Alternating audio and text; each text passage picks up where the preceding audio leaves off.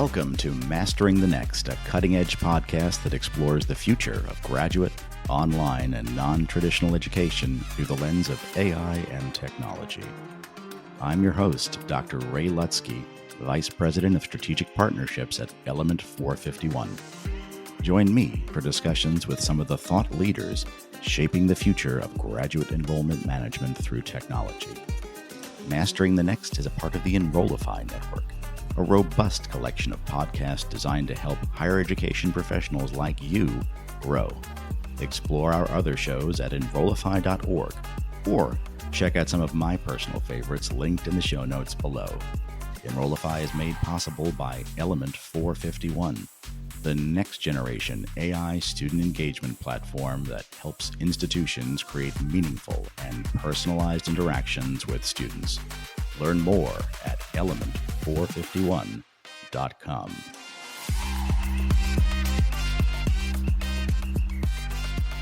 The competition for international graduate students, especially those hailing from India, is fiercer than ever, navigating complex visa processes, working with education agents, and standing out in a crowded marketplace requires agile, data-driven strategies. Today, we're joined by Abhyuday Pai, the Assistant Dean for International Graduate Recruitment at the University of Buffalo, to get an inside look at how he's helping Indian students achieve their goals of studying in the United States. Welcome to the podcast, Abhyuday. Thank you for having me, Ray. Looking forward to the conversation. So I have to start by saying this is a reunion. We've worked together for a long time, going all the way back to our time at NYU School of Engineering and traveling India together. And you were gracious enough to take me on my first trip to India, where I fell in love with the country and the people and had a wonderful time and visited again many, many times and found incredibly talented students and just a real thirst for education in the United States everywhere I went across the country. And it just seems like India continues to be one of the top countries for sending students to the United States, especially as we see in the last couple of years, China has actually started sending fewer students to the United States. It's about 10% less from 2021 to 2022. So really excited to have this conversation with you. And let's just jump right in. As an expert in international graduate recruitment, particularly focused on the Indian market, what do you see as some of the unique factors and trends that influence Indian students' decisions to pursue their graduate studies in the US versus the UK, Australia, or any of the other destinations that are looking at those students? Sure. The future for Indian students pursuing graduate education in the US looks promising, with several emerging trends and evolving motivations too. So, over the years, some of the trends have been backdated, and some of the big trends which I have seen in the recent times is the first thing is that increased emphasis on interdisciplinary studies. Many students are seeking for programs that offer interdisciplinary approaches, blending fields like data science with business or environmental science with public policy and so on. Also focus on STEM and emerging technologies. There's a strong demand for degrees in STEM. As you know, Indian students are really interested in STEM oriented programs, but there are few programs which are like standing out in the recent times, like machine learning, cybersecurity, artificial intelligence, and so on. And also I see that the rise of online and hybrid learning is picking up a bit for Indian students. These online education becomes more prevalent to students, and students are likely to explore flexible learning options. And again, interest on entrepreneurship is gaining traction amongst Indian students. Students want to know what are the ways universities or the programs that they're going to pursue in the US are helping them coming up with a new idea or a new company. How are universities actually helping students come up with these type of scenarios? Traditional motivations like obtaining a degree for better job prospects remain, there's an increasing focus on acquiring specific skills and experiences that directly translate into career advancement, such as summer internships, semester abroad programs, and so on. They are seeking programs that not only provide education but also contribute positively to the society. So, as students continue to navigate their paths toward education in the US, their motivations are evolving to reflect broader societal changes and personal aspirations. That's interesting. And I want to just kind of double click on something you just said. When we worked together, some of the research we did indicated that the availability of work visas, of H-1B visas, was a primary driving factor of Indian enrollment. That the idea of securing work opportunities, as you said, entrepreneurial opportunities for Indian students was top of mind, and that was what's driving a lot of that movement. And there are other countries where visa policies have allowed for even greater flexibility. Canada, for example. So, since so many students are interested in securing work opportunities in the US, they can do that through programs like optional practical training or curricular practical training, OPT and CPT. When you're working with students, how are they navigating the visa process for like an F1 or J1 visa? What challenges are you seeing? Because I assume things have changed a little bit over the last couple of years in terms of acquiring a visa as a student. The number of visas approved by the US consulates in India has been increasing tenfold every year. Students are getting a bit jittery about not getting appointments at the right time, but having conversed with people from US consulate or people who are giving out visas, what they say is that they give ample opportunities or visa slots for F1 students. So when I talk to students or when I advise students, usually the top schools give out their admissions in the month of November and December, but the visa slots in India do not open until April or May. So these 3 4 months students are usually tensed, they write emails, they call staff and saying that we are not getting an opportunity, we are not getting visa slots, what to do, what not to do, and things like that. So I understand, I know, being a student myself, years ago, I understand the jittery feeling or getting tensed about not getting visa slots. But what I advise students is that don't think about the visa situation for the 3 months, right? Do something which is useful, like a certificate course in these 3 months, or get involved with your faculty or with your company to come up with a small internship kind of a thing.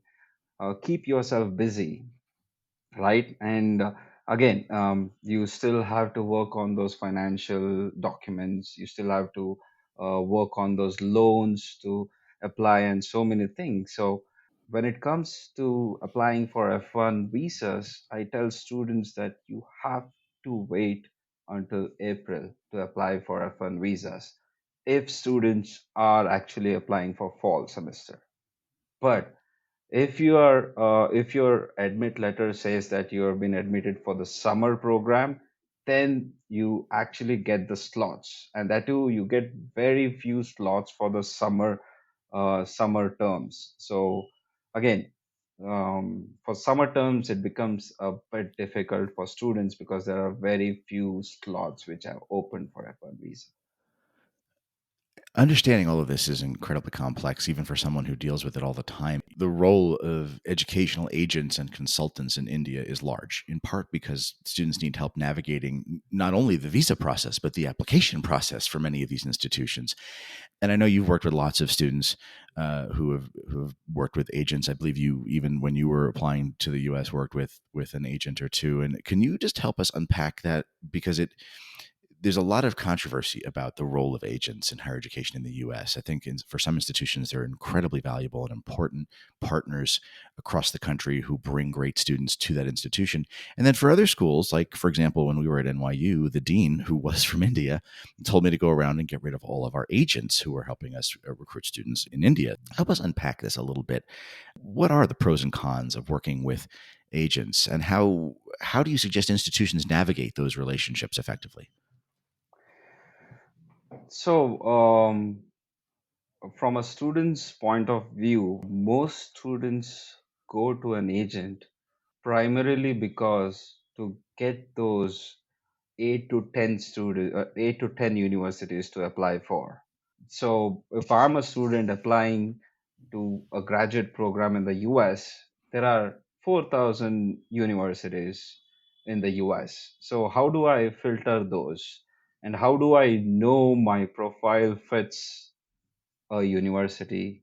Or how do I know my profile doesn't fit that university, right?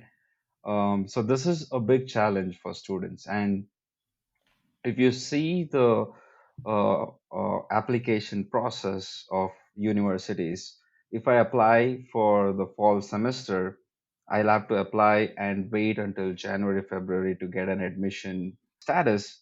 If I don't get it, then I have lost complete 1 year of my time. So the major things which students look into is when it comes to agents is that agents have experience in this field for more than 20 years, 25 years. And with the data, they kind of know your profile, and they kind of give you which are the ones, you might get into, or which are the ones probably you will get into, or which are the ones you will definitely get into.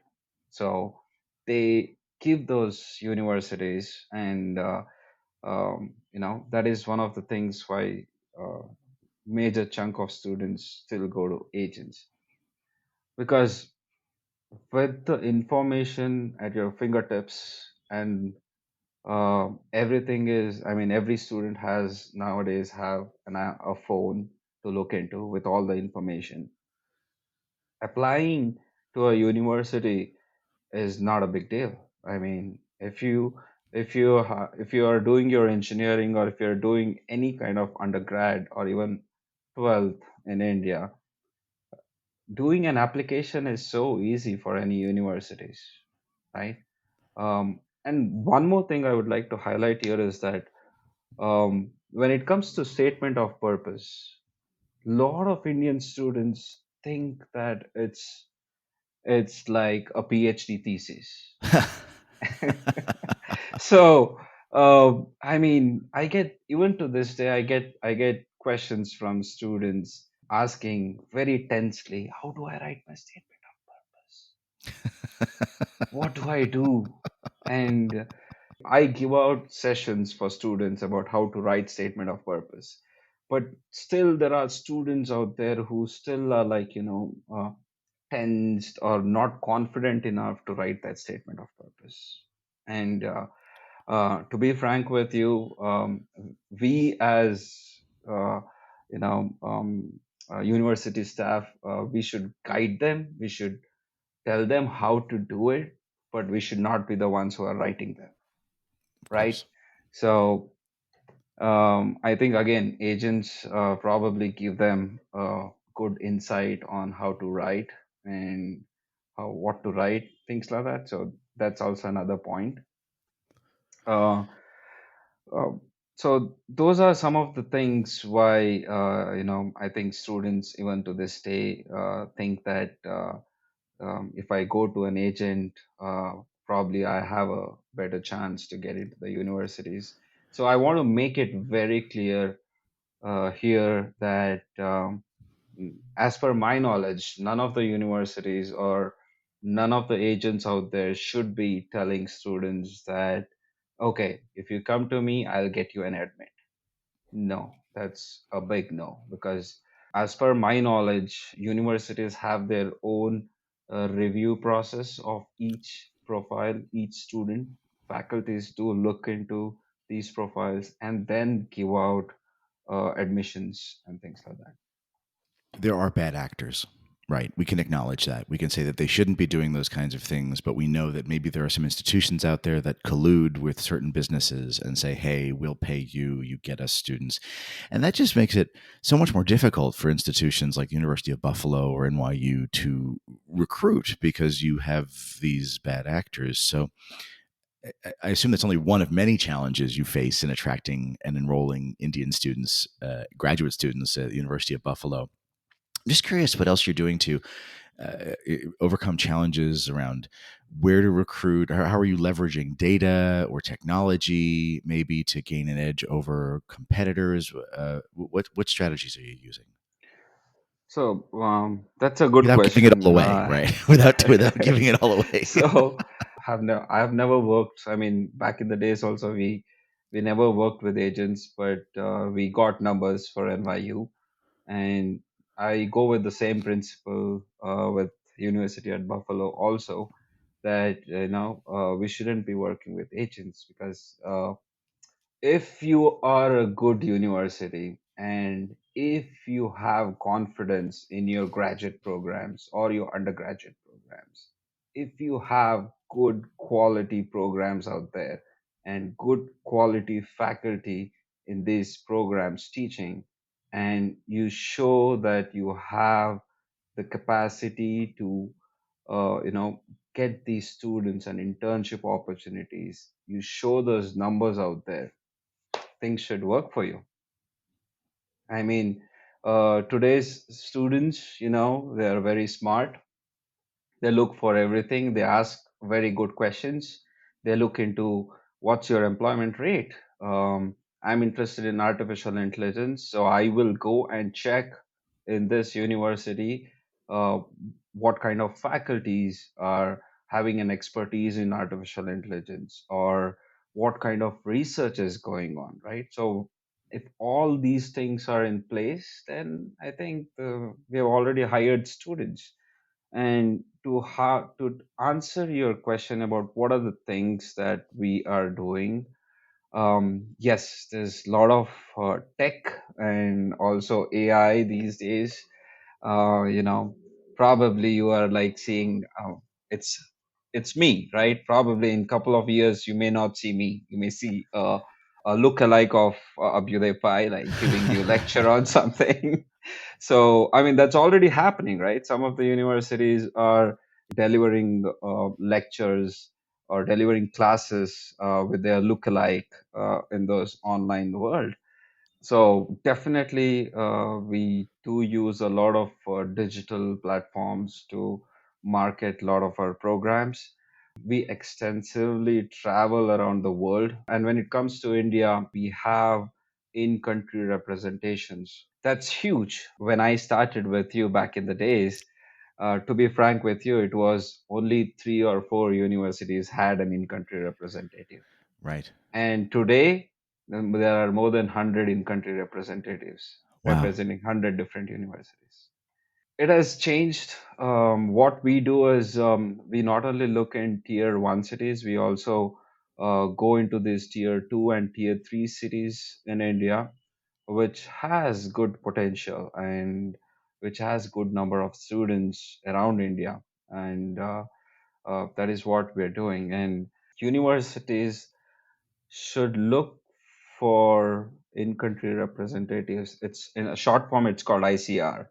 So ICRs, someone with a knowledge of higher education, someone who has experienced US education, and someone who has a very good knowledge.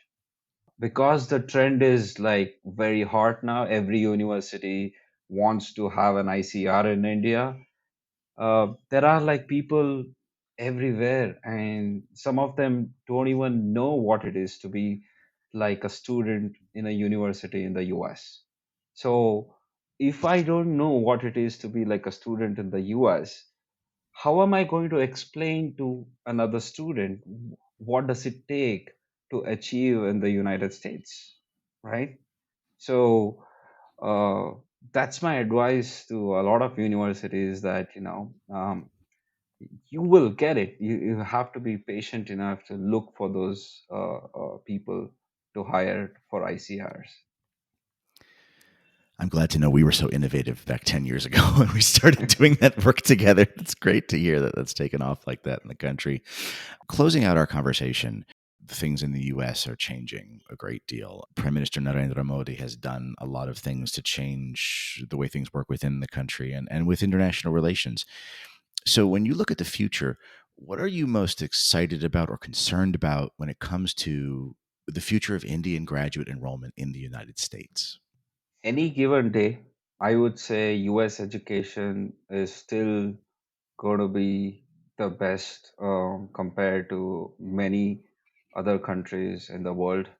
Indian students, especially, are definitely, are still looking for those US education. Not only because, see, the thing is that the world is changing. We need to see why students are still from India are going to the United States. And I tell students why you need to go to the US, right?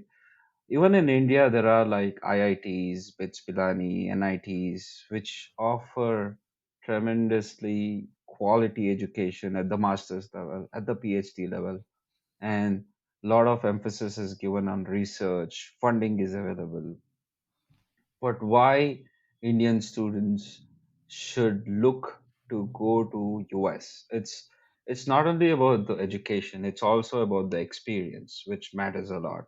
Uh, because when you go out to the United States, a lot of universities have students from all over the world. So it's a global experience for you. So when you're sitting in a class, you are sitting in with students from 50 different countries. Like University at Buffalo have students from more than 100 different countries, right? So students will come to know different perspective of looking for a solution for a problem. It gives you a perspective and it gives you an opportunity to build your network.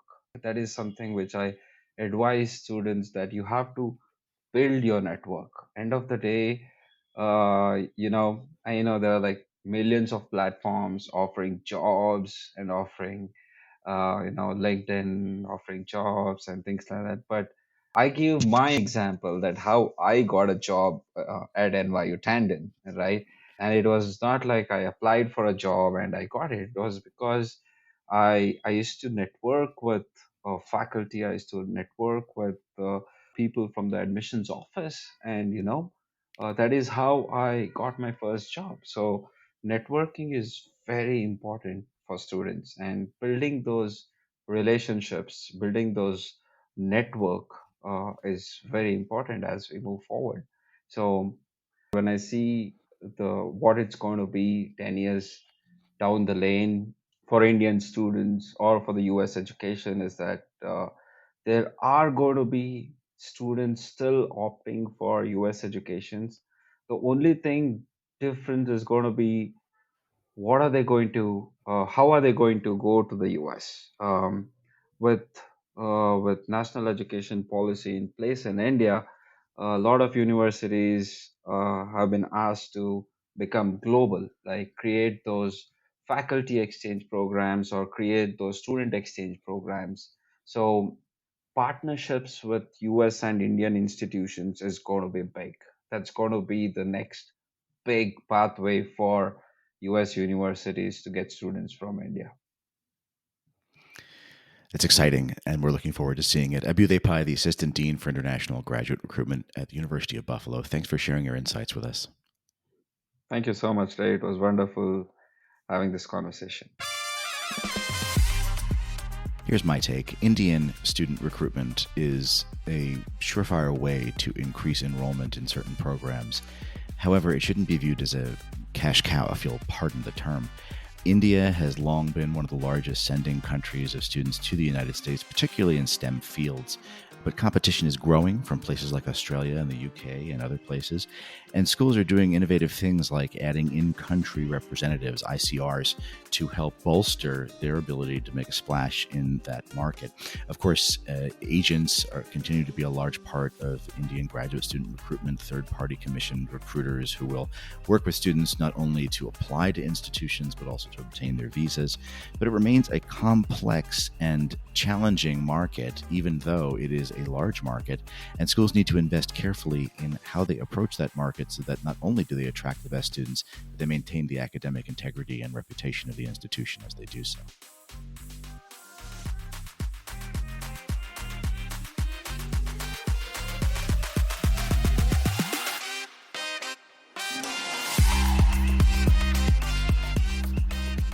The Mastering the Next podcast is a part of the Enrollify podcast network.